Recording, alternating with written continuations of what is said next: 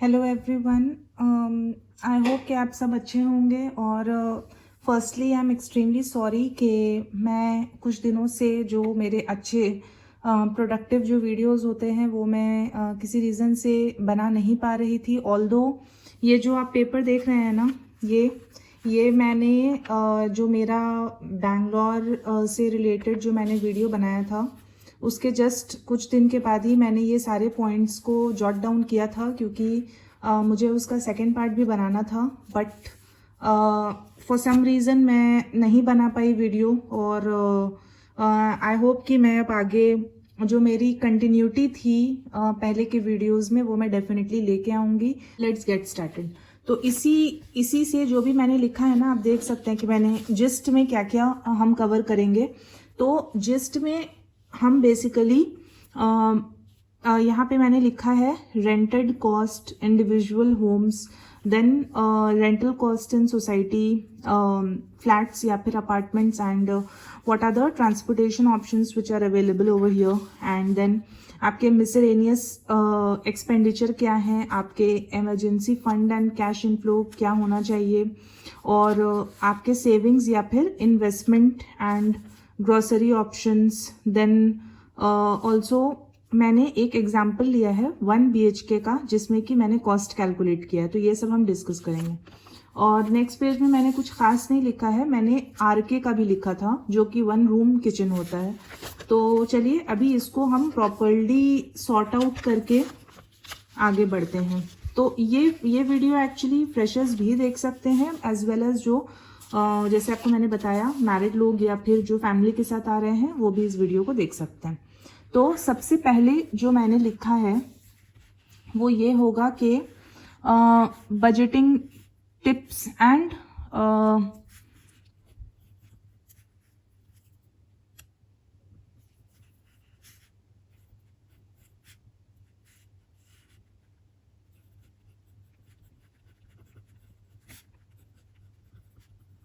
budgeting tips and cost of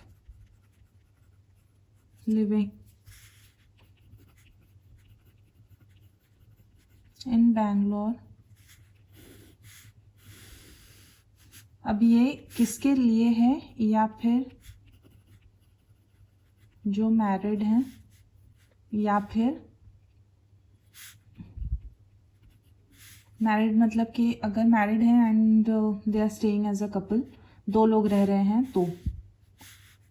second होगा आपका friends हैं जो कि 2 हैं या 3 हैं या 4 हैं, ठीक है, 2, 3, 4 लोग हैं, या फिर it's a family of 3 to 4 people, जैसे कि या तो हस्बैंड वाइफ है और 2 बच्चे हैं, या फिर हस्बैंड वाइफ है एंड पेरेंट्स हैं, तो 4 लोग हो गए। और अगर बच्चे भी हैं तो फिर 6 लोग हो गए। 2 बच्चे अगर हैं तो 6 लोग हो गए, तो उस टाइप से है, ठीक है। तो ये इनके लिए है, और इसमें आप ऑब्वियसली फ्रेशर्स को भी इंक्लूड कर सकते हैं, ठीक है।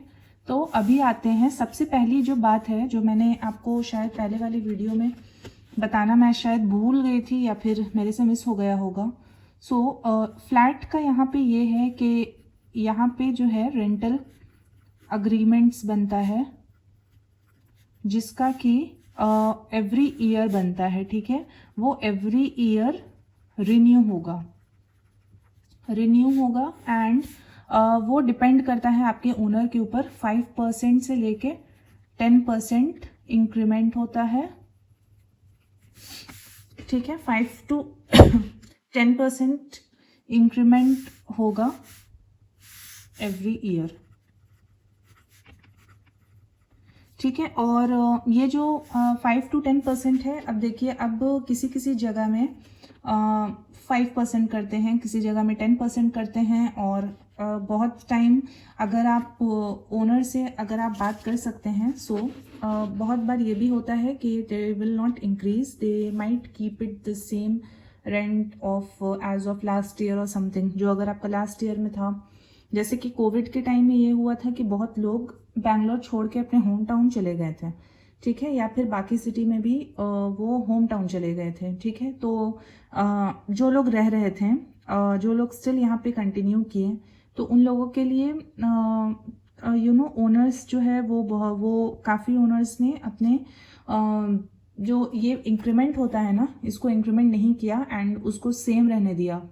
तो वो डिपेंड करता है, और आपका फ्लैट कैसा है, किस एरिया में है, और आपके ओनर के साथ क्या अंडरस्टैंडिंग है, वो भी डिपेंड मैटर करता है। तो आपको मैंने शायद पहले बताया भी था कि ये जो रेंटल एग्रीमेंट होता है ना, इसको बनाने के लिए आपको एडवांस में डिपॉजिट देना होता है। So this advance deposit can be in the range of 6 months to 10 months, ठीक है। तो जैसे कि अब अगर आपका जो रेंट है वो आप सपोज कीजिए 12,000 है per month, so may be they will ask you for 1 lakh advance deposit.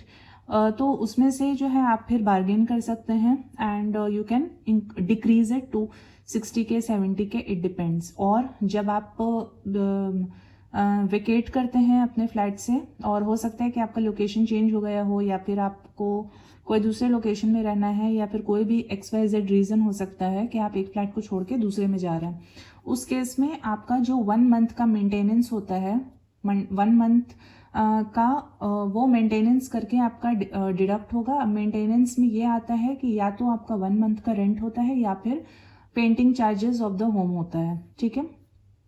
अगर आपका रेंट 12,000 है तो हो सकता है कि आपका वो 12,000 कट कर ले, या फिर हो सकता है कि जो पेंटिंग चार्जेस होता है वो कट कर ले। डिपेंड ये भी करता है कि आपने कितना डैमेज किया है घर को।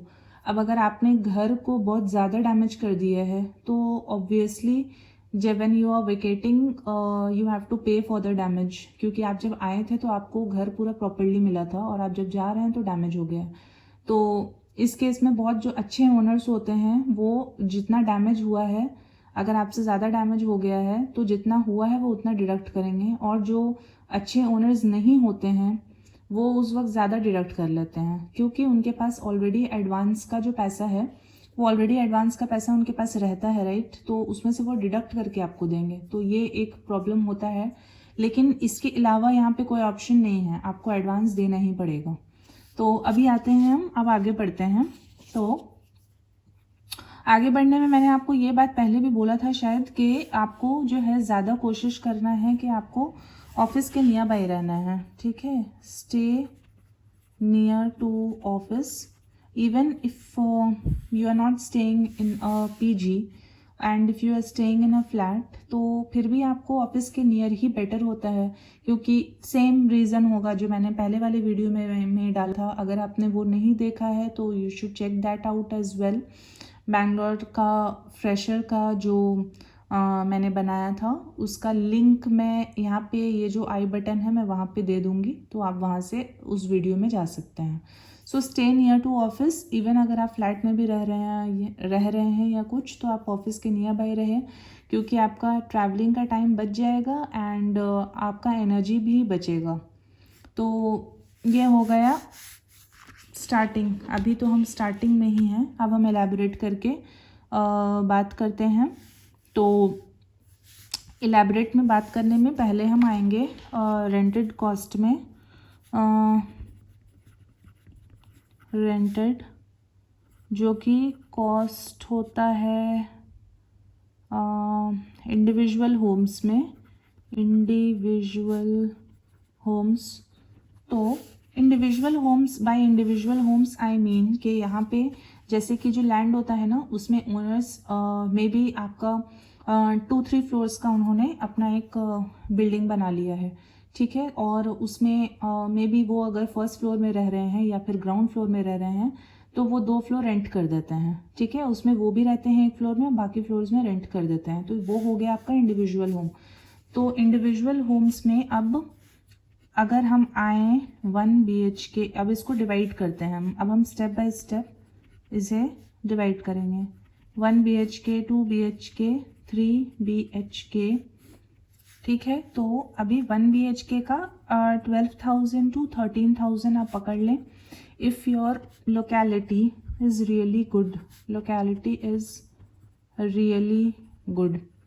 ठीक है, लोकेलिटी वाइज के एक तो होता है, वो हर सिटी में ही होता है कि एक लोकेलिटी आप देखेंगे जो कि बहुत मतलब कि कॉस्टली लोकेलिटी में आता है, और एक मीडियम लोकेलिटी होता है। एक होता है लोकेलिटी जिसमें कि कॉस्ट ऑफ लिविंग ही बहुत कम होता है, रिमोट एरियाज होता है। तो ये मैं अच्छी लोकेलिटी की बात कर रही हूँ। उसमें 1 BHK आपको 12 to 13,000 मिल जाएगा। BHK मतलब आप जानते ही होंगे, bedroom hall kitchen, 1 bedroom 1 hall 1 kitchen, ठीक है, और एंड वॉशरूम ऑब्वियसली।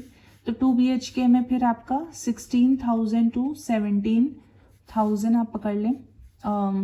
तो 16,000 to 17,000 ये भी अगेन आपका गुड लोकेलिटी में आता है, गुड लोकेलिटी।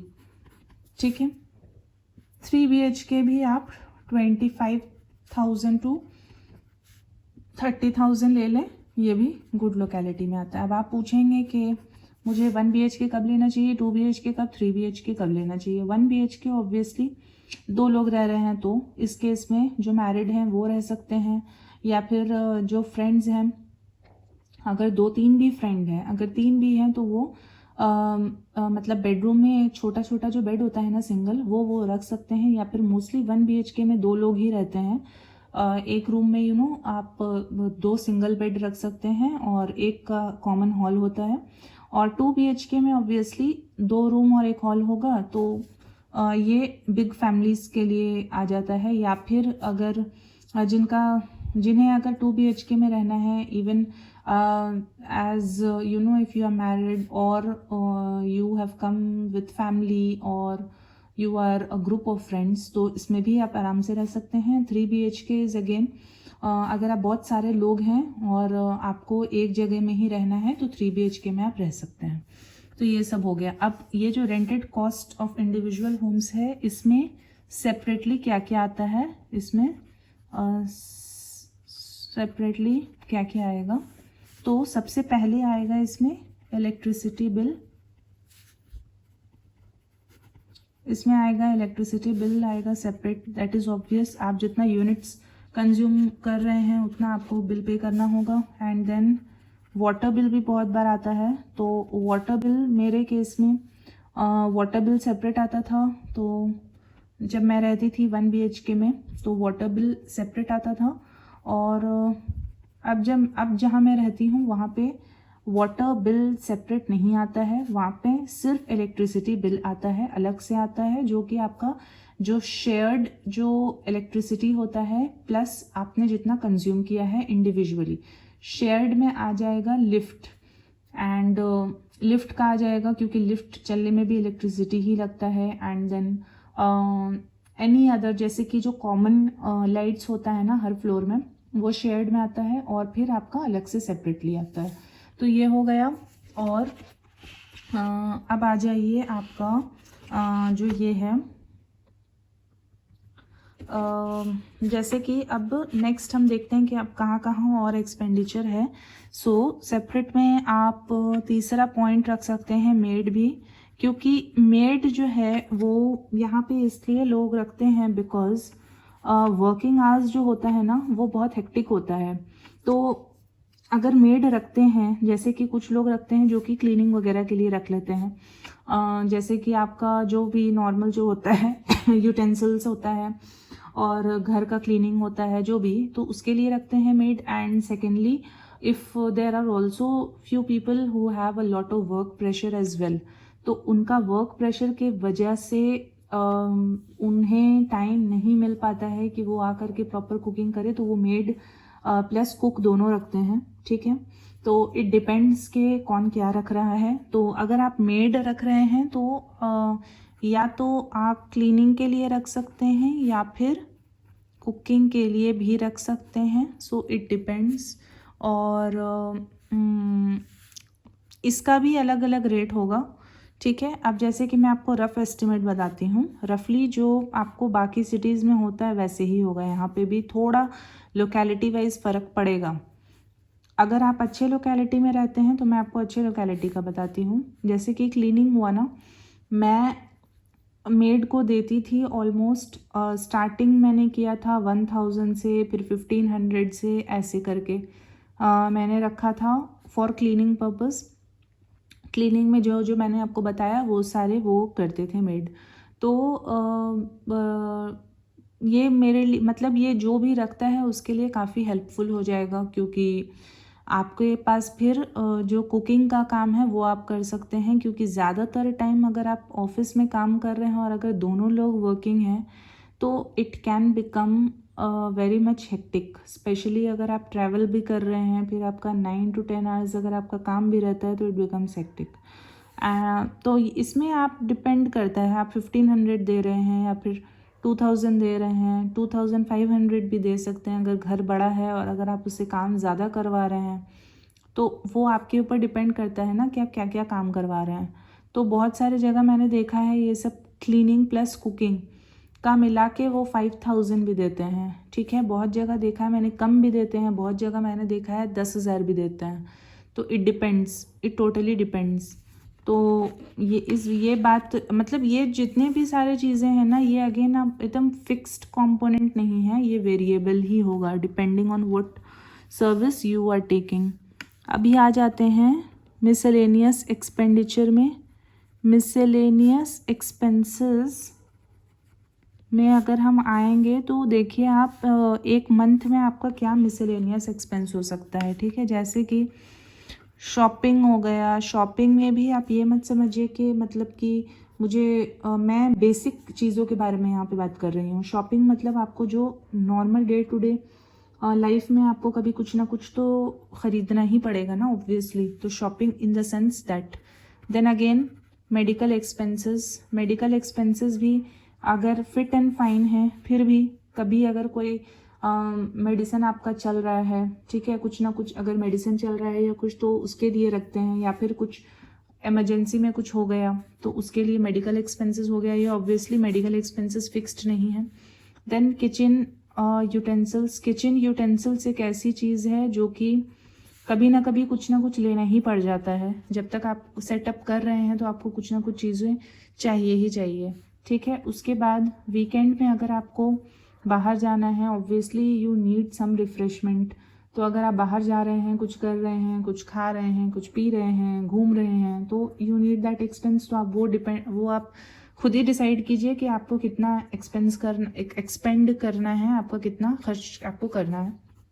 देन पेरेंट्स और फैमिली, अगर आप दूर रह रहे हैं and your family is dependent on you, then आप अपने घर के लिए या फिर आप अपने पेरेंट्स के लिए कुछ इन्वेस्ट कर रहे हैं, कुछ खर्च कर रहे हैं, पे कर रहे हैं। So those expenses you have to keep in your mind. ये हो गया। अब आ जाते हैं ग्रोसरी शॉपिंग में।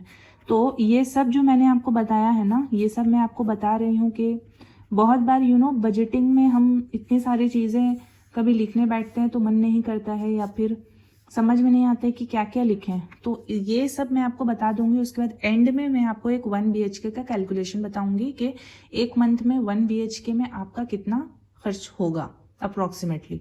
सो वो सब उसमें जाने से पहले ये सारे ऑप्शंस आपको देखना होगा कि आप कहाँ पे बचा सकते हैं, कहाँ पे नहीं बचा सकते हैं। ग्रोसरी ऑप्शंस में देखिए आपके पास ऑप्शंस रहता है, राइट। या तो आप सीधा, बहुत लोग ऐसे करते हैं कि they do not like to shop each and every day for your grocery.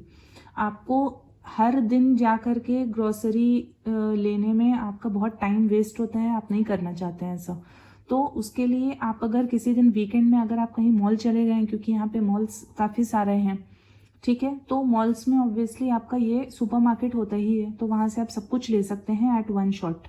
तो मॉल से आप लेंगे तो ऑब्वियसली आपका जो वेजिटेबल्स और जो फ्रूट्स का जो कॉस्ट है वो जाहिर सी बात है कि वो ज़्यादा होगा। ठीक है, लेकिन आपको वो जो होता है ना कि मैं बाहर जा कर के वो आपका जो रास्ते में जो देते हैं, तो उसमें आपको टाइम नहीं है तो आप वन शॉट में ले सकते हैं सुपरमार्केट से। ठीक है, सेकेंड ऑप्शन आपका हो गया जो मीडियम साइज के शॉप्स होते हैं। ठीक है, मीडियम साइज्ड शॉप्स होते हैं जिसमें कि सब कुछ मिलता है। ठीक है, वेजिटेबल्स एंड ग्रोसरी एवरीथिंग आपको मिलेगा। फिर भी यहाँ पे जो वेजिटेबल्स एंड जो फ्रूट्स है उसका कॉस्ट थोड़ा तो ज़्यादा होगा ही यहाँ पे। ठीक है, तीसरा ऑप्शन हो गया कि डायरेक्टली जो हिंदी में रेड़ी बोलते हैं शायद, या फिर जो ठेले में होता है ना, ठेले में मुझे नहीं लिखना है यहाँ पे, सो यू कैन अंडरस्टैंड कि जो लोकल जो बेचते हैं फ्रूट्स वेजिटेबल्स, उनसे अगर आप लेंगे तो ये आपका ऑब्वियसली अफोर्डेबल पड़ेगा। ठीक है, ये आपका अफोर्डेबल ऑप्शन आता है and this is reasonable as well. तो यहाँ पे आप जो फ्रूट्स अगर आप रेगुलरली खाते हैं तो फ्रूट्स में एप्पल वगैरह आप अगर मॉल से लेंगे तो आपको मॉल से ज़्यादा कॉस्टली पड़ेगा, लेकिन आप अगर ये लोकल जो बेचते हैं उनसे लेंगे तो आपको कम कॉस्ट पड़ेगा। तो ये आप देख सकते हैं। ठीक है, कॉस्ट इफेक्टिवनेस के लिए आप इनसे बाय कर सकते हैं। उससे भी थोड़ा मीडियम साइज में मीडियम साइज शॉप से ले सकते हैं या फिर मॉल से ले सकते हैं, डिपेंड्स ऑन यू। अब आ जाते हैं नेक्स्ट आपका इमरजेंसी फंड कैश इनफ्लो। ठीक है, आपको कुछ पैसे तो इमरजेंसी के लिए भी रखना होगा ना, इमरजेंसी के लिए emergency fund which is people say that you should always keep 6 months of your salary as savings।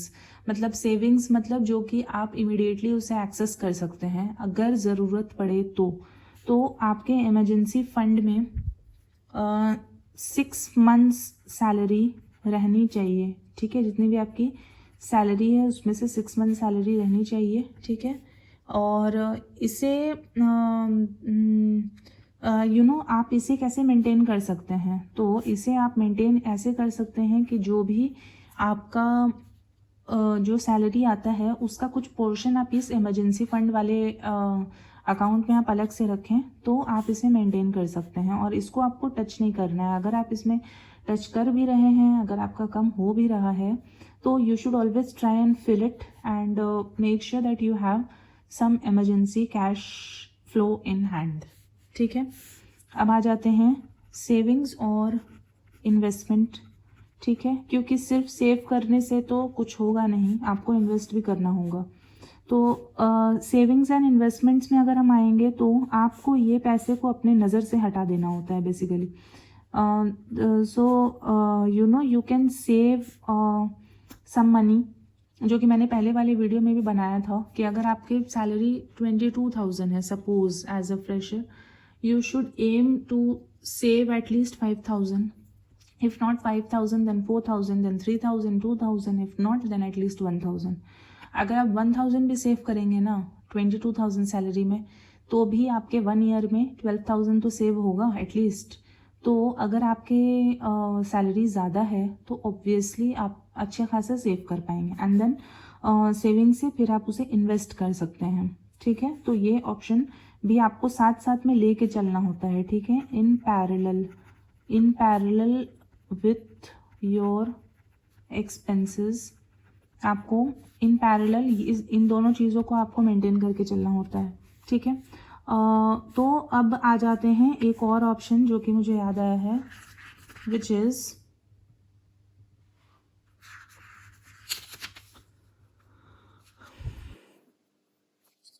Is your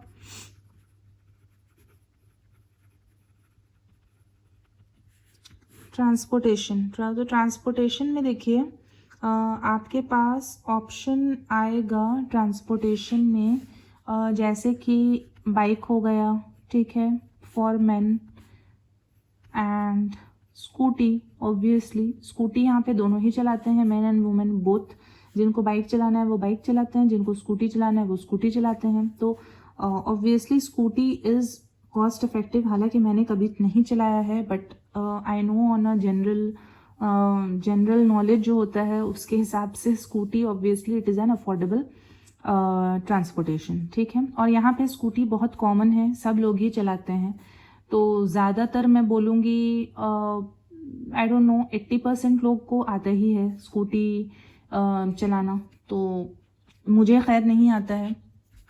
और तीसरा हो गया BMTC bus. So like me, if you do not know how to ride a scooty और आपको नहीं मालूम है और आपको स्कूटी में इंटरेस्ट भी नहीं है अगर, तो बस इज़ ऑलवेज देयर। बस की यहाँ पे बहुत अच्छी कनेक्टिविटी है। और बस में अगर मैं आऊँगी तो बस 2 तरह की है। ठीक है, एक जो आपका नॉर्मल जो बस होता है जो कि हर सिटी में होता ही है। और एक होता है वॉल्वो और एसी बस यहाँ पे, जो कि जिसका कॉस्ट जो है वो थोड़ा ज़्यादा रहता है। जैसे कि मैं आपको एग्जांपल दे सकती हूँ, I don't remember it exactly, but मुझे रफली एक याद अगर मैं करूँ तो यहाँ पे 2 जगह है जिसमें कि मैं ट्रैवल करती थी, तो मैं आपको उसके हिसाब से बताती हूँ। एक हो गया हेब्बल, हेब्बल से मैं सिल्क बोर्ड जाती थी, ठीक है। सिल्क बोर्ड अगर आपको जाना है तो इस नॉर्मल बस में 26 रुपीज़ लगता था मेरा, और उधर ही अगर आप वॉल्वो के बस में जाएंगे तो I think it used to cost me around 80 rupees या 90, आई एम सॉरी अगर मुझे याद नहीं आ रहा है अभी, लेकिन ये शायद 2-3 साल तो पहले की ही बात है, बिफोर कोरोना। तो उसमें शायद मुझे 80 या 90 रुपीज़ लगता था, मैं श्योर नहीं हूँ। तो ये है, लेकिन ये जो आपका वॉल्वो एसी बस का ऑप्शन है ये बहुत कंफर्टेबल होता है। डोंट थिंक ये बस में वो आपको धक्के खाने पड़ेंगे। That is an AC bus, तो आप आराम से इसमें ट्रैवल कर सकते हैं। मैंने एसी इस वॉल्वो बस में, मैं पहले नॉर्मल बस में ही जाती थी, फिर एसी बस वॉल्वो बस में मैं जाती थी, क्योंकि नॉर्मल बस जो है उसमें बहुत ज़्यादा रश होता है, भीड़ बहुत होता है। और नॉर्मल बस में एक प्रॉब्लम ये हो सकता है कि फ़ोन्स जो है ना, फ़ोन्स यहाँ पे काफ़ी चोरी होते हैं नॉर्मल बस में। तो क्योंकि यहाँ पे ज़्यादातर स्मार्टफोन सबके पास रहते ही है और सब ऑफिस गोइंग लोग रहते हैं, तो लैपटॉप एंड फ़ोन, ये 2 चीज़ें बहुत संभाल के रखनी पड़ती है यहाँ पे। और वॉल्वो बस की आप बात करें तो थेफ्ट इशू जो है वो यहाँ पे कम होता है, क्योंकि ऑब्वियसली थेफ्ट वाले लोग इसमें ज़्यादातर नहीं चढ़ते हैं, क्योंकि may be because of its cost जो कि ज़्यादा है। तो अगर आप मेरे से पूछेंगे, I still travel with Volvo, I still travel in this bus and it's very much convenient and comfortable as well. तो मेरा वोट जो है वो तो इस वॉल्वो बस के लिए डेफिनेटली जाएगा।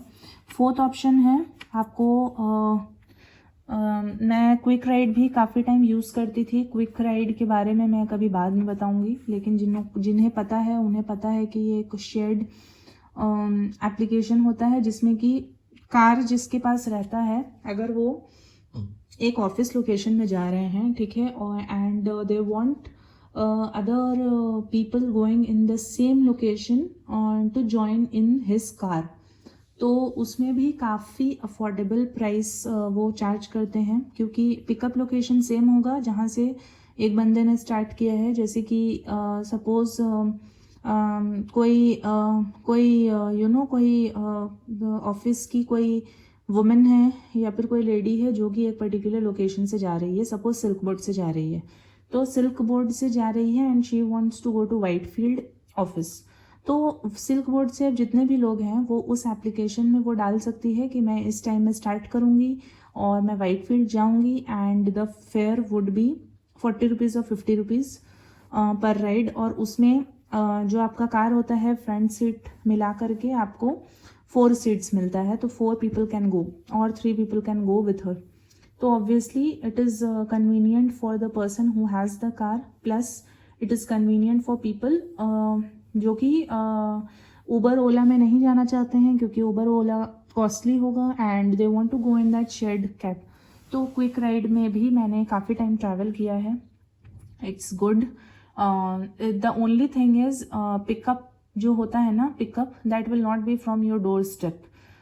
जैसे ओला उबर है वो आपका डोर स्टेप से लेंगे, लेकिन क्विक राइड में डोर स्टेप से नहीं लेंगे, they will be a common point. जैसे कि जो बस स्टॉप होता है, maybe that will be a common point for everybody to join in, या फिर अगर कोई एक बस स्टॉप से आ रहा है, कोई दूसरे बस स्टॉप से आ रहा है जो कि रास्ते में ही पड़ता है, तो वैसे होता था, ठीक है। और ड्रॉप जो होगा आपका वो भी यू नो योर जो जिसका कार है, ही और she is not the driver. So you know ये ड्राइवर वाला जो होता है ना, वो आप यहाँ पे नहीं चला सकते हैं। तो ये है, तो वैसे होता है क्विक राइड में। खैर क्विक राइड तो अभी मुझे पता नहीं है, अभी कोविड की वजह से तो ऑफिस बंद ही हैं, but Quick Ride was a very good option. इसे मैंने काफ़ी टाइम यूज़ किया है, it was cost effective as well. And 6th and 7th option तो आपको मालूम ही है, उबर, ओला। तो I hope that I have covered all the possible options. Bike, scooty, BMTC bus में भी 2 ऑप्शंस होते हैं, and Quick Ride and Uber, Ola. And 7th point is office cabs. So not to forget the office cabs. जैसे कि आप अगर IBM में बात करें तो IBM में वुमेन एम्प्लॉयज़ के लिए I think after 7 PM if they are going, I am not sure of the timing. एक बार आप चेक कर सकते हैं, क्योंकि मैंने तो ये ऑप्शन नहीं लिया था, क्योंकि आपको मैंने बताया था कि मैं ऑफिस से बहुत नियर बाई रहती थी, तो मुझे ऑफिस कैब की ज़रूरत नहीं पड़ी थी। बट और मैं जल्दी भी, मतलब मेरा लॉग ऑफ टाइम उतना लेट नहीं था, सो ऑफिस कैब्स मैंने कम ही यूज़ किया है। बट IBM में ऑफिस कैब्स रहता है, you know, they will give you if you are logging off late, so you can use the office cabs and it is very much safe। और office cab मैंने एक दूसरी जगह भी use किया था, दूसरे ऑर्गेनाइजेशन में, जिसमें कि लॉग ऑफ अगर लेट करना है तो उसमें बहुत सारे लोग रहते हैं जो कि जिनका अलग अलग ड्रॉपिंग पॉइंट रहता है एक ही लोकेशन में, and you will get a cab assigned to you with 4-5 people, male and female both, who are going to the same location as yours। थोड़ा 19-20 रहता है, लेकिन उतना भी दूर नहीं रहता है। और उसमें एक एस्कॉर्ट भी रहता है, जो कि एस्कॉर्ट को आप गार्ड बोल सकते हैं, जो ऑफिस की तरफ से प्रोवाइडेड रहता है, and they will be making sure that driver ने आपको आपके घर के लोकेशन में ड्रॉप किया है। तो उसमें सेफ्टी वाइज फॉर वुमेन अच्छा होता है। एंड दैट कैब जो मैं दूसरे ऑर्गेनाइजेशन का बात कर रही हूँ, उसमें it was for both men and women. So yeah, तो इसमें आपका एक तरफ का आपका जो एक्सपेंडिचर है वो आपका सेव हो जाएगा ऑफिस कैब से। तो ये सारे ऑप्शंस हैं। I hope I have not missed anything. So if you know scooty driving, well and good, you can continue. आप एक स्कूटी खरीद सकते हैं और फिर आप उसमें आराम से आप उसे यूज़ कर सकते हैं। अगर आपको स्कूटी नहीं चलाना है, और अगर आपको कार भी चलाना नहीं आता है, और आपने अगर बस से ही ट्रैवल किया है, तो you can opt for the bus options, वो काफ़ी अच्छे हैं। मेट्रो की जो कनेक्शन है ना यहाँ पे, that is still in progress. बहुत सारी जगह में मेट्रो है अवेलेबल, बट बहुत सारी जगह में नहीं भी है। तो मेट्रो में मैंने तो ट्रैवल नहीं किया है, मैंने ज़्यादातर बस से ही ट्रैवल किया है, या फिर Uber and Ola and Quick Ride and office cabs, ये सब मैंने यूज़ कर लिया है। तो ये हो गया। अभी हम इसे फटाफट से अगर हम देखेंगे इसे एक नज़र में, तो I have covered all these options, जिसमें कि एक second, let me try to keep the focus on। yes, so I hope कि अभी आपको थोड़ा अगर हेजी दिख रहा है तो that's because I wanted you to cover the entire page। और एक चीज़ और मैं भूल गई थी बोलना, वो ये था कि जो इंडिविजुअल होम्स होते हैं, that you have to see whether it is furnished और semi furnished। तो semi furnished in the sense के फर्नीचर वगैरह आपको नहीं मिलेगा। Semi furnished in the sense के आपको शायद कबर्ड मिल सकता है, और गीज़र तो आपको मिलेगा ही यहाँ पे, ऑब्वियसली वो ऑब्वियस सा चीज़ है geyser.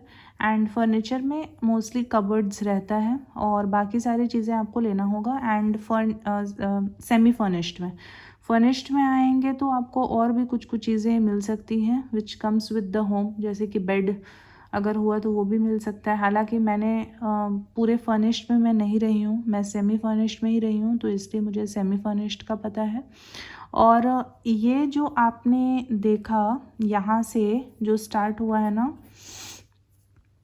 Cost of individual Holmes, यहाँ से लेके जो जो आपने खर्चे देखे हैं, miscellaneous expense, grocery, emergency fund, saving, investment, transportation, ये सब कॉमन रहेगा जब हम नेक्स्ट ऑप्शन में जाएंगे, जो कि अब देखिए 2 ही ऑप्शन होता है राइट घर का। एक होता है, इसको हम 1 बोलेंगे और इसको हम 2 बोलेंगे। एक हो गया जो इंडिविजुअल होम्स होता है, ठीक है, और दूसरा होगा जो कि आपका, अब मैं इसे जूम कर रही हूँ सो दैट आप डायरेक्टली आप इसमें देखें। तो जो दूसरा ऑप्शन होता है ना, that will be more of rented flat in apartments और इन अ सोसाइटी, जो कि यहाँ पे ये दो ऑप्शंस बहुत ज़्यादा यूज़ होते हैं। तो अभी देखिए, अपार्टमेंट और सोसाइटी से ही आप समझ सकते हैं, जो कि किसी भी लोकेशन में ये चीज़ तो कॉमन है कि अगर सोसाइटी है तो ऑब्वियसली उसमें फैसिलिटीज़ भी रहते हैं काफ़ी, जो कि आपको इंडिविजुअल होम्स में नहीं मिलेगा। Individual homes means standalone building है वो। और फैसिलिटीज़ अगर आप सोसाइटी में रहेंगे तो आपको काफ़ी सारा मिलेगा, जैसे कि जिम मिलेगा और आपको पूल मिलेगा, swimming pool if you are interested in swimming. Then जो बच्चे होते हैं, अगर जिनके बच्चे हैं तो उनको किड्स एरिया मिलेगा। देन इसके अलावा बहुत सारी चीज़ें भी होती हैं, जैसे कि मतलब कि प्ले एरिया तो नहीं बोल सकते हैं, बट बड़े लोग के लिए भी you can walk inside the society. आप वॉक कर सकते हैं। शाम में अगर आप थक के आए हैं तो you can go for a walk, या फिर जो टेनिस कोर्ट्स होता है वो भी होता है। फुटबॉल जो खेलते हैं उनके लिए भी होता है। तो बहुत सारे ऑप्शंस सोसाइटी वाले घर में रहते हैं, होते हैं, जो कि आप अवेल कर सकते हैं, जो कि आपको इंडिविजुअल होम्स में तो दूर दूर तक नहीं मिलेगा। ठीक है। और इसमें आपको मैं 1 BHK का मैं आपको बता सकती हूँ कि 1 BHK can cost you may be 18K। ठीक है। लेकिन फैसिलिटी वाइज बहुत कुछ है। लाइक यहाँ पे मैं लिखना भूल गई हूँ, टेनिस कोर्ट हो गया, और भी बहुत सारी चीज़ें होती हैं जो कि इसमें आपको बेनिफिट है। तो 1 BHK का मैंने 18K बोला है। 2 BHK का ऑब्वियसली आप अपने हिसाब से पकड़ लें, 2 BHK का ज़्यादा ही होगा शायद। 2 BHK में भी 20 के ऊपर होगा। मुझे 1 BHK का रेट पता है, तो मैं आपको 1 BHK का मैंने बता दिया, अप्रोक्सीमेटली 18,000 हो सकता है, depending on how is your society. अगर प्रेस्टीज का है या फिर शोभा का है या फिर गोदरेज का है या फिर जो भी है, अलग अलग बिल्डर्स के होते हैं, तो इट डिपेंड्स। तो ये है आपका। और अगर आप यहाँ से अगर आप पकड़ेंगे ना 1 BHK का, तो 18,000 आप यहाँ पे ले लें। ठीक है। बाकी जो एक्सपेंस है ना, उसमें कोई भी आपको चेंज नहीं करना है। बस यहाँ का जो 1 BHK था, ये वाला, ये जो 12 to 13,000 मैंने बताया है, और यहाँ पे 18,000 है। ठीक है। रेस्ट जो खर्चे हैं दैट विल बी मोर और लेस द सेम। ठीक है, सेम ही रहेगा, क्योंकि मेड है और ग्रॉसरी शॉपिंग है और इमरजेंसी फंड है, सेविंग्स है, ट्रांसपोर्टेशन, वो सब तो आपका एक ही रहेगा ना। और पार्किंग भी मिलेगा आपको इस टाइप के इसमें। जिसका कार है, मतलब जिनके पास कार है, तो वो उनको कार पार्किंग आराम से मिल जाएगा सोसाइटी वाले अपार्टमेंट्स में। जो कि इंडिविजुअल होम्स में बहुत बार मैंने देखा है कि कार जिसका होता है वो बाहर ही रहता है, उनको कार पार्किंग का प्रॉपर फैसिलिटी नहीं होता है। ठीक है। तो ये है। और मैं कुछ भूल रही हूँ, मैं वही सोच रही हूँ कि और मैं क्या भूल रही हूँ। तो ये हो गया। ठीक है। और अब हम और एक चीज़ मैं भूल गई थी मिसलेनियस में, internet. So internet expense also you have to add. ठीक है। इंटरनेट एक्सपेंस भी आपको ऐड करना है when it comes down to your miscellaneous expense. And one more thing is 1 RK। सो अभी यहाँ पे RK का भी लिख लेते हैं। 1 RK का क्या आपका कॉस्ट कितना पड़ेगा। तो 1 RK मीनिंग आप समझ ही रहे होंगे, 1 रूम एंड 1 किचन होता है। तो वो सिंगल एक इंसान है उसके लिए सही होता है। तो 1 RK का मैं आपको बता सकती हूँ 5,000 to 8,000 आपका लग सकता है। और 1 RK मोस्टली जो टेरेस होता है ना, जैसे कि अगर इंडिविजुअल घर है और उसका जो टेरेस होता है, तो टेरेस में मोस्टली बाकी पार्ट ऑफ टेरेस ओपन होता है और साइड में बस एक छोटा सा रूम वो बना देते हैं। ठीक है। तो that can be considered in 1 RK। That is also good. बहुत सारी जगह में 1 RK भी मैंने देखा है, वो भी अच्छा होता है। ठीक है। सिंगल इंसान कोई रह रहा है तो उसके लिए। तो ऑब्वियसली अगर कोई मेल है तो उसके लिए उतना सेफ्टी इशू नहीं होगा अगर वो टेरेस वाले में रह रहा है। अगर कोई फीमेल है और वो सिंगल रह रही है अकेले, तो फिर टेरेस वाले घर में उसे थोड़ा सेफ्टी इशू हो भी सकता है और उसे अकेले रहने में सिक्योर फील ना भी हो टेरेस में, क्योंकि जो थेफ्ट होता है वो उससे बचने के लिए so people can decide on, लेकिन यू कैन डिसाइड। सो बस मुझे पता है कि 1 RK भी यहाँ पे मिलता है, जो कि उसके रेट्स मोस्टली इस टाइप के होते हैं, क्योंकि आप जब घर देखने जाते हैं ना तो अलग अलग ऑप्शंस रहता है, वो आपको दिखाते हैं कि व्हाट डू यू वांट, तो उस हिसाब से ये रेट्स होता है, ये मुझे पता है। बाकी 1 RK का सिक्योरिटी वाइज कैसा होता है that I have no idea, I have no clue on 1 RK। और अब आ जाते हैं मेन चीज़ में, जो कि है कैलकुलेशन। ठीक है, तो फ्रेंड्स ये वीडियो काफ़ी लंबा हो गया है and it may not be suitable for everyone, so please continue to watch my third part for the calculations. Thank you.